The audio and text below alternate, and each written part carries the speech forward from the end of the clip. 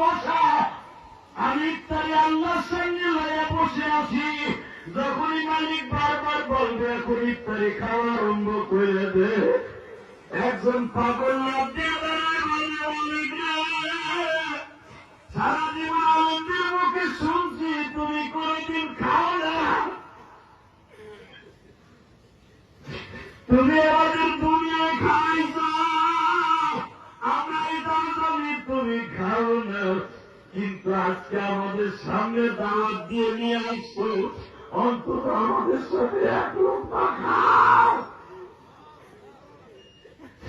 বরং একটা লোক লাগছে কান্নার বাড়ি তুমি খাও না, কিন্তু আজকে তুমি যদি একটু শুরু করা দিত এই জান্নাতের ইফতারি তোমার সাথে খাইতা।